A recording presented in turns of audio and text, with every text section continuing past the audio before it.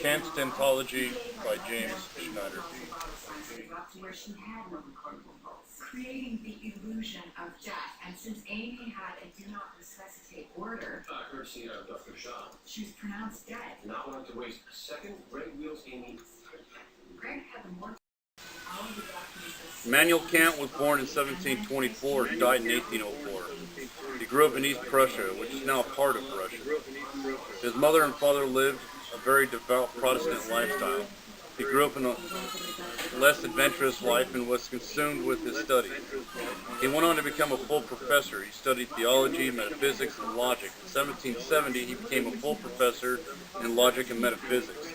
He laid out rules for a new social world of mutual respect for all citizens. His most influential books included Critique of Reason, Critique of Judgment, and Grounding for the Metaphysics of Morals, plus many more. Now let's get down to the basics of deontology.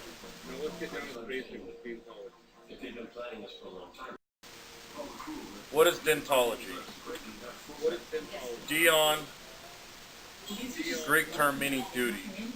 Duty theory, an ethical theory that disregards the importance of consequences and focuses only on righteous or wrongness of the act itself. The theory of moral obligation. Consequences don't count. Having a goodwill does. The presence of a goodwill is what makes an action morally good. But what is goodwill?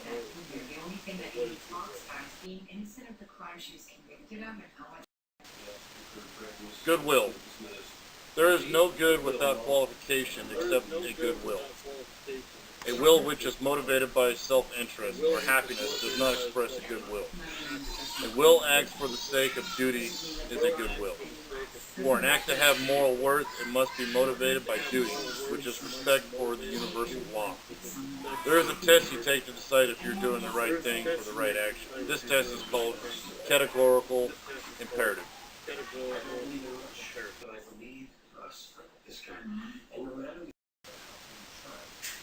Okay, so let's go over two actions of deontology. Hypothetical imperative and categorical imperative. Hypothetical imperative, a command that is binding only if one is interested in a certain result. There's your definition.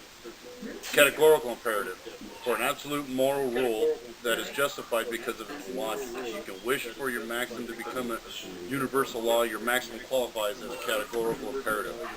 Can we imagine our intentions as a general law for everybody? That means our intentions have to conform to a rational principle. We have to determine whether we are doing the right thing or not. We must look at the intentions as being a binding rule for everyone and everywhere.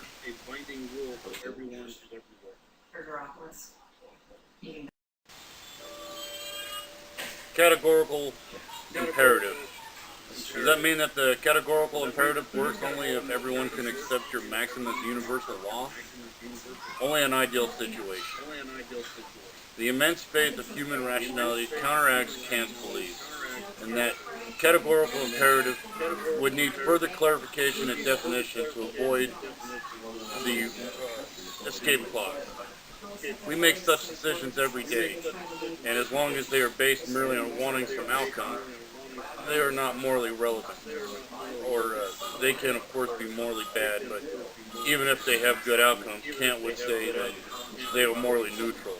What makes a decision morally praiseworthy is that the agent, the person acting, decides to do something because it might be applied to everyone as universal law. In that case, the person has used the categorical imperative.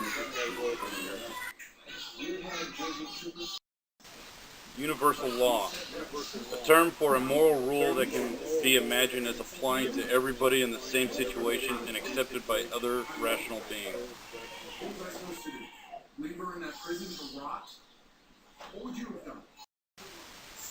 So here's a couple examples of deontology. You say you're a doctor and just heard news that your family's been killed in a car accident by a drunk driver. The drunk driver is in need of surgery and you're called in for the emergency. What do? Under deontology, you have a duty as a professional to uphold your obligations, so you'll perform the surgery regardless of emotions. Another example, you're a firefighter and your neighbor's house has caught on fire. You arrive on scene with your small crew and call for backup for miles out. see the flames rising to the top and the family stuck upstairs by the windows. Then you hear screams from your house next door. Do you go and see your family or save your neighbors? You're obligated as a firefighter to save lives, so you don't deviate. Would you want other professionals to put aside their professional obligations to seek their professional needs? All I did was change the date of Amos's care. I had to get her out before Dr. Monroe. In this cartoon, you see another way of expressing categorical imperatives. The concepts of ends in themselves and the concept of kingdom of ends. Now I say that man, and in general every rational being, exists as an end in himself and not merely as a mean to arbitrarily used by this or that will. He must in all his actions, whether directed to himself or to other rational beings, always be regarded at the same time as an end. Treat others how you would want to be treated. Rich and poor, young and old, all races and people. All are alike in having rationality as the one defining mark of their humanity, and none deserves to be treated without regard for that characteristic.